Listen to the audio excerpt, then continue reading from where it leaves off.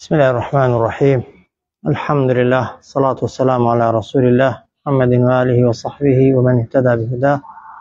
رب اشرح لي صدري ويسر لي أمري واحلل عقدة من لساني يفقه قولي. لا تفسير سورة آل عمران قيشتنا آيات السطو تشلونو لا آيات السطو تشلونوش هر باسك جارباسي جنگي حودا ونتيجة أنجام كانيتي خواهی گەورە ڕوو لە ئیمانداران دەکات و دەفەرمێت یا ئەیها الذین ئامنوا یا ئەیها الذین ئامنوا ئەی ئەوانەی کە خۆتان بە باوەڕدار دەزانن، ئەی ئەوانەی کە باوەڕدارن، ئین تطیعوا الذین کەفەڕوا ئەگەر گوێڕایەڵی ئەو کەسانە بکەن کە بێ باوەڕن چ دەبێ؟ یەڕودووکم هەڵتان دەگەڕێنەوە على أعقابكم بسر پاشنەپێکانتان دا، یعنی زوو بێباوەڕتان دەکەنەوە، فتنقلبوا جا واتان لێدێ هەڵدەگەڕێنەوە و دەبن بەچی؟ بە خاسرین، بە کەسانێکی زەرەرمەند، بەهۆی بێباوەڕبوونەوە تووشی زەرەرمەندیەکی گەورە دەبن بۆ چونکە ئیمان لەدەست دەدەن و هەروەها کوفر و بێباوەڕی وەردەگرنەوە، بەهەش دەدۆڕێنن، ئاگر و جەهەنەم بۆ خۆتان مسۆگەر دەکەن. جا لێرە لە کە دەڵێ گوێڕایەڵی کەسە کافرەکان مەکەن مەبەستی دووڕوو منافقەکانە، چونکە لە جەنگی ئوحوددا تەواو موسڵمانان هیچ کافرێکی ئاشکرایان لەگەڵدا نەبوو، وایە ئەوانەی لەگەڵیاندا بوون دووڕووەکان بوون، منافقەکان بوون کە لە ناخەوە تەواو بە ئیسلام رازی نەبوون، بە پێغەمبەر رازی نەبوون صلی الله عليه وسلم، بە سەرکەوتنی مسلمانان خۆشحاڵ نەبوون، تەنها بەشی مەسلحەت و دنیا خۆیان بە مسلمان پیشاندا بوو، بۆیە ئەوانە لە حەقیقەتدا کافرن و سزای قیامەتیشیان لە کەسە کافرەکان و لەوانەی بە ئاشکرا کافرن سەختترە. ئەوان بوون دەیانەویست مسلمانان پێغەمبەر بەجێهێڵن صلی الله عليه وسلم، ئەوان بوون شتیان لە مسلمانان کرد، ئەوان بوون مەیدانەکان بەجێهێشت و خەریک بوو وەرەی مسلمانانیش بە تەواوی دابڕوخێن و خەڵکی دیکەش بەدوایان کەوێ. بۆیە دەفەرمێت ئەی ئەوانەی کە باوەڕ یا ئەیها الذین ئامنوا ئەی ئەوانەی کە باوەڕدارن و ئیمانداری باشن، ئین تطیعوا ئەگەر گوێڕایەڵی بکەن ئێوە الذین کەفەڕوا ئەوانەی کە بێ باوەڕ و دووڕوون، یەڕودووکم ئێوە هەڵدەگەڕێنەوە بەرەو بێباوەڕی على أعقابكم بسر پاشنەپێکانتاندا، کە گوتمان بەسەر پاشنەپێدا هەڵگەڕانەوە مەبەز لێی ئەوەیە کە زوو کافر دەبنەوە و زوو دینەکەی خۆتان دەدۆڕێن و ئەو ڕەزامەندی و پاداشتەش کە خوا بۆی داناون بۆ ئیمانداران لەدەستی دەدەن، فتنقلبوا جاواتان لێدێ دەگەڕێنەوە بە خاسرین، بە زەرەرمەند. ئەو جار خوا دەفەرمێ بەل الله، بەل یعنی نەخێر، ئاگاتان لێی بێ هیچ کاتێک دووڕووەکان و منافقەکان دۆستی ئێوە نین و چاکەی ئێوەیان ناوێت، و لەبەر خاتری ئێوە نییە کە دەڵێن وەرن با بڕۆینەوە و خۆتان بە کوژ مەدەن، بەڵکو ئەوەی کە وایان لێ دەکات بۆ خۆیان بڕۆنەوە و ئێوە سارکەنەوە ناخەپیسەکەیانە، ئەوە کە لە دڵەوە پێغەمبەر و دینیان ناوێ. بۆیە خوا دەفەرمێ بەل نەکەن، بە قسەیان کەن، گوێڕایەڵیان نەکەن، الله مولاکم خوا دۆستی ئێوەیە، خوا سەرپەرشتیکاری ئێوەیە، خوا پشتیوانی ئێوەیە، وهو خەیر الناصرین، و هەر خوش چاکترین یارمەتی دەر و چاکترین سەرخەرە بۆ ئیمانداران. ئەها کەسی بێ باوەڕ و کەسی دووڕوو کە دەیەوێت گوناهات پێ بکا هەمیشە بە دڵسۆز خۆی پیشان دەدا و وا پیشان دەدا کە لەبەر خاتری خۆیەتی و چاکەی تۆی دەوێ، بەڵام بەبێ گومانی بە دوای کەسی منافق و دووڕوو کەوتن ئەگەر لە دنیاشدا قازانجێکت پێ بگەێنێ قیامەتت لەدەست دەدا، بەهەشتت لەدەست دەدا. بۆیە خوا دەفەرمێ بەل یعنی نەخێر، نەکەن گوێڕایەڵیان کەن و بە دۆستی خۆتانیان بزانن، الله مولاکم خوا دۆست و سەرپەرشتیکار و پشتیوانتانە، وهو و هەر خوش خەیر الناصرین چاکترین سەرخەرە و چاکترین پشتیوانە بۆ ئیماندارە. ئەو جار خی گەورە دەفەرمێ سەنولقی لەمە دووە هەڵدەدەینە فی قلوب الذین کەفەڕوا، فی یعنی ناو دڵی ئەوانەی کە بێ باوەڕن، الرعب ترس، لەمە دووە هەڵدەدەینە دڵی ئەوانەی کە بێباوەڕن ترس و لەرس بۆ بما ئەشڕەکوا بالله بەهۆی ئەوەی کە ئەوان هاوبەش و شەریکیان بۆ خوا بڕیار داوە ما بە شتێک کە لەم یونەزیل بیهی لەم یونەزیل نەیناردۆتە خوارێ خوا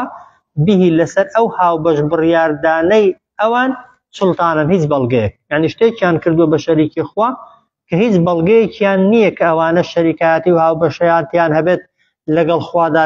لە بوونەوەر و لە کەوندا ئەوجار خوا دەفەرمێ وەمەئواهم النار شوێن و جێگای ئەوان ئاگادار بن ئاگرە وبئس مثوى الظالمين وخرابترین شوێن و جێگاش بۆ ستەمکاران کوێیە جەهەنەمە وبئس یعنی خرابترین جێگا و شوێن جەهەنەمە بۆ چێ بۆ ئەوانەی کە ستەمکار بوو نەک تەنها ئەوانەی کە کافریشن زۆر جار ئینسان ئیمانداریش ستەمکارە ئەوەی کە ستەمکار بێت و زوڵمی کرد بێت ئەگەر ئیمانیشی هەبێ ئەگەر خۆی خاوێن نەکاتەوە لە زوڵمەکەی پێش مردن یان لە قیامەت خوای گەورە بە سزا و ناڕەحەتی خاوێنی نەکاتەوە حەتمەن خوا دەیسوتێنێ کەسی زاڵم خوا عەدالەتە و زوڵمی لەسەر خۆی حرام کردووە قبوڵیشی نییە لە ناو عەبدەکانیدا هیچ کەس زوڵم لە کەسێکی دیکە بکە ئەگەر دوو حەیوان و جانداریش کە مکەلەفیش نین زوڵمیان لە یەکتری کرد بێ لە قیامەتێ خوای گەورە چیان لێ دەکا زیندویان دەکاتەوە مەزلومەکە دەسەڵاتدار دەکرێت هەتا تۆڵەی خۆی دەکاتەوە لەوەی کە زوڵمی لێ کردووە کە عەدالەتی تەواو جێبەجێ بوو ئەوجا خوای گەورە جارێکی دیکە دەیان کاتەوە بەخۆڵ بۆیە موسڵمانیش ئەگەر زوڵمی کردبێت و ستەمی کردبێت و حەق الناسی بە تایبەتی لەسەر بێ حتمەن دەبێت خۆی خاوێن کردبێتەوە پێش مردن کە ئەگەر بکرێ پێش مردن دەکرێت بە پارە بە تەکلیف بە پارانەوە کەسەکەی قەناعەت پێ بکەیت بەڵام کە گەیشتە قیامەتێ بە هیچ شێوەیەکی لە قیامەتێ هیچ کەس لە حەقی خۆی خۆش نابێ یان چاکەت لێ دەستێنێ ئەگەر ئیمانداریش بی یان ئەگەر چاکەت نەبوون خراپەی خۆت دەداتێ لە قیامەتێ ئەو پێوەرانەی کە لە دنیادا هەنە تەکلیف و تەکلیف گرتنەوە لەوێ نییە سەنولقی خوا دەفەرمێت لەمە دووە هەڵدەدەینە فی قلوب الذین کەفەڕوا دڵی ئەوانەی کە بێ باوەڕن الرعب ترسی زۆر طبعا بما ئەشڕەکوا بالله بەهۆی ئەوەی کە ئەوان کردویانەتە هاوبەش بۆ خوا ما یعنی شتانێک لەم یونەزیل کە نەیناردۆتە خوارێ بیهی لەسەر ئەو پەرستن و کردن بە شەریکایەتیە خوا سوڵتانە هیچ بەڵگەیەک ومەئواهم شوێن و جێگای ئەوان ئاگرە وبئسە و خراپترین مەثوە جێگاشە ئاگر بۆ چێ بۆ الظالمین بۆ ئەوانەی کە ستەمکارن جا فرمودەی صحیح پێغەمبەرە صلی الله عليه وسلم یەک لە تایبەتمەندیەکانی ئومەتی پێغەمبەر صلی الله عليه وسلم ئەوەیە کە دەفەرمێ نصرت بالرعب مسيرة شهر خوای گەورە پشتیوانی لە من کردووە کە دوژمنەکانم لە دووری مانگێک ڕێ لێم ترسێن بۆیە لە سەردەمی پێغەمبەریشدا صلی الله عليه وسلم لە پێغەمبەر لە ڕووی مەسافە و مەداوە زۆر دوور بوو لە مەسەن لە فارسەکان لە ڕۆمەکان بەڵام دژایەتی پێغەمبەر و مسلمانان هەر دەکرا بۆ چونکە دەیانزانی دینی حەقیقیە دینی ڕاستەقینەیە ئێستاش لە هەر شوێنێکی ئەو دنیای مسلمانێکی ڕاستەقینە هەبێت بەڕاستی دەستی بە دینەوە گرت بێت کە کلک و وەک دەڵێ پاشکۆی خەڵکی بێدین و یان جوولەکە و ئەوانە نەبێ بە هەموو خەڵکی هەم لی دەترسن دژایەتیشی دەکەن دژایەتیەکە لەسەر چیە؟ لەسەر ترسەکەیە چونکە دەزانن مسلمانی ڕاست مسلمانی حەقیقی هەمیشە هەوڵی ئەوەی دەدا دینی خوای سەرخا کە دینی خوات سەرخست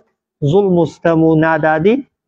دەبێ بارکە ئەو کاتەشێ زەرر دەکا ئەوانەی دنیاویستەکان و دنیا پەرستەکانن بۆیە تایبەتمەندی ئومەتی پێغەمبەر صلی الله عليه وسلم دەبێ کەسی بێ باوەڕ و کەسی خراپەکان لێت بترسێ کە لێت نەترسا یعنی دینەکەی خۆت وەکو پێویست پەیڕەو نەکردووە چونکە ئەگەر دینی خۆت بەڕاستی پەیڕەوکەی دینی خوای گەورە چاوپۆشی لە زوڵم و ستەمی هیچ کەسێک ناکا لەبەر خاتری هەندێک دەستکەوتی دنیایی شەخصی یانی گروپێک و تاقمێک خوا دەفەرمێ سەنولقی لەمە دووە هەڵدەدەینە في قلوب الذين ناو دڵی ئەوانەی کە بێ باوەڕن الرعب ترس بما أشركوا بالله بەهۆی ئەوەی کە هاوبەشیان بڕیار داوە بۆ خوا ما بەشتانێک کە لەم ينزل به نەیناردووەتە خوارێ خوا لەسەر ئەو هاوبەشیە سوڵتانن هیچ بەڵگەیەک ومأواهم النار جێگا و شوێنی ئەوان ئاگرە وبئس وخرابترین مثوى الظالمين جێگا و شوێنیشە بۆ ستەمکارە. ئەو جار خوای گەورە دەفەرمێت وەلەقەد صەدەقەکم الله وعده سوێن بەخوا و بەبێ گومانی بەڕاستی گێڕا خوا بەڵێن و پەیمانی خۆی. طبعا خوای گەورە وعدی دابوو پێغەمبەر سەرخە ئیماندارانیش سەرخە وایە لە جەنگی ئوحود کە لە نەتیجەدا مسلمانان بەهۆی هێندێک کەمتەر خەمیەوە شکستیان خوارد هەبوو ئەو پرسیارەی بۆ دروست بوو خۆخوا وعدی پێدا بووین سەرمان خا بۆ ئێستا ژێرکەوتین بۆ ئێستا هەفتا کەسمان لێ شەهید بووە هەفتای 75 کەس بۆ ئاوا وەک دەڵی پەرتەوازە بووین و ئەوەمان بەسەر هات خۆخوا وعدی دابوو بەڵێنی دابوو خوای گەورەش لیان تەئکید دەکاتەوە دەفەرمێ وەلەقەد سوێن بێ بەخوا و بەبێ گومانی صەدەقەکم بەڕاستی گێڕا بۆتان خوا وعده بەڵێنی خۆی چونکە ئیذ تەحسونەهم کاتێک ئێوە دروێنەی ئەوانتان دەکرد یعنی شمشێربازیتان لەگەڵ ئەواندا دەکرد و ئەوانتان دەخستنە سەرزەویەوە لە سەرەتای جەنگەکەدا لە سەرەتای شەڕەکەدا بئیذنیه بە ئەمری خۆی هەتا چ کاتێک ئەو سەرکەوتنی مسلمانانە ئەو دروێنەکردنی کافرانە و بە شمشێر بەزاندنی کافرانە بەردەوام بوو حتى إذا فشلتم هەتا ئەو کاتەی کە ئێوە تووشی ترسنۆکی بوون ئەوە یەک ترسنۆکیەک دڵی داگرتن ئەو جار وتەنازەعتم کەوتنە ناکۆکیش في الأمر سەبارەت بە فەرمانەکە کام فەرمانە ئەو فەرمانەی کە پێغەمبەر صلى الله عليه وسلم پێی کردبوون کە چوونە ئوحود پێغەمبەر صلى الله عليه وسلم هەفتا لە سەحابەکانی ناردە سەر کێوێک پێی گوتن هەرچیەک ئێمە بەسەرمان هات ئێوە لە شوێنی خۆتان ناجوڵێن تەنانەت ئەگەر باڵندە و تەیرەکان بێن سەرمان بکۆڵن و سەرمان بخۆن یعنی هێندە بێهێز و بێلاواز ببین ئێوە هەر لە شوێنی خۆتان بن و ئەگەر بینیتان سەریش کەوتوین و دوژمنەکانیشمان لەناو چوون ئێوە لە شوێنی خۆتان هەر نەجوڵێن. بەڵام کە مسلمانان سەرەتا سەرکەوتن یاڵەن بتپەرستەکان پشتیان هەڵکرد و ڕۆیشتن هەرچی پێیان بوو لە دەستکەوت و چەک و شمشێر و خۆراک و خواردن و ئەو وەسائلانە لە مەیدانی جەنگدا بەجێمە ئەو مسلمانانەی کە لە مەیدانەکەیدا بوون و لە شەڕەکەیدا بوون خەریکی کۆکردنەوەی غەنیمەت و دەستکەوتی شەڕەکەی بوون تیر هاوێژەکانی سەرێک کە چاویان لێبوو مسلمانەکان سەرکەوتون و بتپەرستەکان ڕۆیشتون و مەیدانەکەیان بەجێهێشتووە هەندێکان گوتیان باشە بۆ ئێمەش نەچین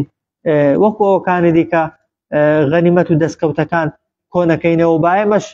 لە غەنیمەت و لە دەستکەوتەکاندا بەشمان هەبێ جا خلافیان بۆ دروست بوو هەندێک گوتیان نا ئەی پێغەمبەر پێی نەگوتوین صلى الله عليه وسلم کە بینیتان سەرکەوتوین یا ژێرکەوتوین ئێوە ئێرە بەجێ نەهێڵن هەندێکیش گوتیان نا پێغەمبەر مەبەستیەوە نەبوو مەبەستیەوە بۆ تا دەیان شکێنین بەجێیان نەهێڵین ئێستا دوژمنەکان شکاون با بڕۆین وەلحاصل لە 50 کەسی چلیان ڕۆیشت چل دانیان ڕۆیشت تەوان بۆ کۆکردنەوەی غەنیمەتەکە تەنها سەرکردەکەیان کە ناوی عەبدوڵڵا بووە لەگەڵ 10 کەس لە سەحابەکان لە تیر هاوێژەکان لەگەڵی مابوونەوە کە تیر هاوێژەکان تەبەن ڕۆڵی سەرەکیان هەبوو لە سەرکەوتنەکەی چونکە 50 تیر هاوێژی زۆر چاک لە کاتی شەڕەکەیدا لە دوورەوە تەبەن تیریان دەگرتنە کافرەکان و دەیان پێکان ئەوانەشی کە لە مەیدانەکەی بوون بە شمشێرەکەی ڕوبەڕوویان دەبوونەوە هۆکاری سەرکەوتن سەرەتا شمشێر وەک دەڵێ تیر هاوێژەکانی سەر شاخەکەی بوون بتپەرستەکان کە دیتیان تەبەن زۆرینە لە چێوەکەی هاتوونەتە خوارێ و تیر هاوێژەکە لەوێ نەماون یا کە من پشتیان لێگرتوونەتەوە کە دەڵێن خالیدی کوڕی وەلید ئەو کاتە بتپەرست بووە پشتی لێگرتوونەتەوە ئەو 10 کەسەی لەوێ ماون هەر 10 کەسەکەی کوشتووە تەبەن شەهید بوون و دواتر بەناو مسلمانانەوە وەربوون مسلمانان بەهۆی ئەو بأمري پیغمبر صلى الله عليه وسلم توشي پرتوازي و لاوازي و بهزي بونو وقدلي خريق بو زوريان پیغمبر صلى الله عليه وسلم بجهيلا فشتكن بلام دواتر طبعا خواهي قبر رحمي پیکردنو همویان بأمري پیغمبر و ببانگوازي پیغمبر جارشي ديكر لدوري پیغمبر كوبونوا و توانيان برگري و دفاع لوندا كسانه بكن بلام حفتا يا حفتا و پنج كسيان لصحابه كان لناويان دا امام حمزه شهيد بو بهويتي وهو يك بأمري بو سركوتني خوا بو مسلمانان حتمية بلان بو مرزيتوش بخصي خواي بكي خواكاتك سر الدخا جورالي خواي بكي خواكاتك پشتیوانی لدكا بو شريعته بيروي بكي كبوي ناردوي تو شريعته خوازي بجينكي وبخصي خواي نكي مشتوي خوا سردخا بيگمان خوش دیواناکا خواي گورا سركوتنو بليني خوي بپیغمبرانو بو كسانه داوا كبراسي شون كوتي پیغمبرانه جا خوا فرمي ولقد صدقكم الله سوين بخوا وبيگماني ايوي سرخست خوا عفو براستي جرا خوا وعده بليني خوي اذ تحسونهم كاتك ايوه درويني كافر كان تان دكردو بشمشير كان تان روبرويان دبونوا باذنه بامر خوا وبويست خوا حتى اذا فشلتم حتى او كاتي ايوه توشي ترسنوكيو لاوازيبون وتنازعتم في الأمر وكوتنا ناكوشي سبارد بفرمانكي پیغمبر صلى الله عليه وسلم هندكتان فرمانكتان شكاندو طبعا هندكشتان فرمانكتان زي بجيكر او جار خواده فرمي وعصيتم سرپيسي فرماني پیغمبرتان كرد من بعد دواي اوي ما اراكم كساوتان كود با ما بوشتاني تحبون كخوشتان دوي اوي كالصحابة خوشيان دوي سركوتن بو سركوتنكيان دي وهروها غنيمة مالج بو ساويان غنيمة مالكش كوت حزشيان ليبو غنيمة مالج لقل خويان ببنوا چاو كوتنيان بغنيمة كواي كر سرپيسي فرماني پیغمبر صلى الله عليه وسلم بوش خواي قورا توشي شكستي كردن جادة فرمي منكم من يريد الدنيا منكم بشق ليوا من كسانك بون يريد الدنيا دنيا ويست مبستي سلكسكي الدنيا ويستو لشيوكدا بزينو بأمر پیغمبر صلى الله عليه وسلم وهروها ومنكم بشكش من كسانك بون يريد الآخرة قيامت ويست أمر پیغمبر جيب جيكر بلام خواهي يورب لي شهادتي بنسيب كردن بيگومان چه قازان ذكر دوا اواني كشهيد بون ببيگوماني چونك تلكسكي ديكا زوريان لواني نازان بدقيقي بس الهيان لواني لميدانكي دا هر كجرابه ورنكي هر بوهات به او جار نوع لبس امري بفرماني خواج تا كجراوا والله خواي قبره دواتر طبعا چاو پوشي لكردون انجا خواده فرمي ثم صرفكم عنهم ليبتليكم پاشان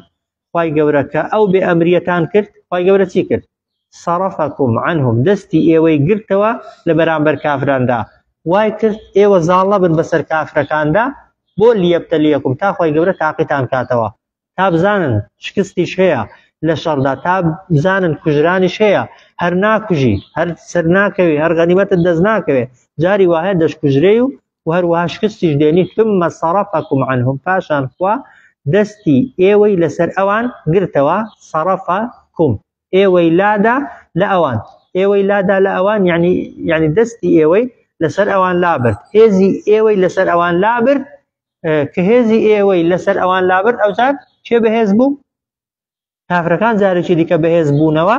و او جار اوان هل پیشتر كافركان هلات بو نو جار ایمان داران رایان دکر ليبتليكم تا خوای گورا تاقیتان کاتوا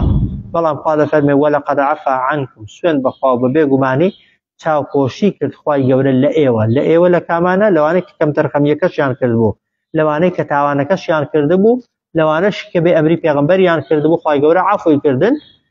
والله ذو فضل على المؤمنين خوای گورا خاوني بخششو چاکه لقل ایمان دارنده سيري كنوا ولقد صدقكم الله سوين بخوا وببيگماني براستي جرا خوا وعده بليني خوي إذ كاتك تحسونهم ايوه درويني اوان تاندكر يعني درويني اوان يعني كشتاري اوان تاندكر بإذنه بأمرو بشتواني خوا حتى إذا أو كاتي فشلتم يعني ترسنوكي ولاوازي تانتوش بو أو يقله كاركان وتنازعتم في الأمر وكوتنا ناكوكي سبارت بفرماني ما نوو نما نوو لسر چێوەکە ئەوە هۆکاری دووهەم هۆکاری سێهەم وعەسەیتم سەرپێچیتان کرد لە فەرمانی پێغەمبەر صلی الله عليه وسلم من بعد ما أراكم دوای ئەوەی کە بینیتان چاوتان کەوت بە ما بەو شتانەی کە تحبون خۆشتان دەون جا منكم هەبوو لە ئێوە من کەسانێک بوون یورید و دنیایان ویست و تەوەن دابەزین ومنكم بەشێکیش لە ئێوە من کەسانێک بوون یورید الآخرەتە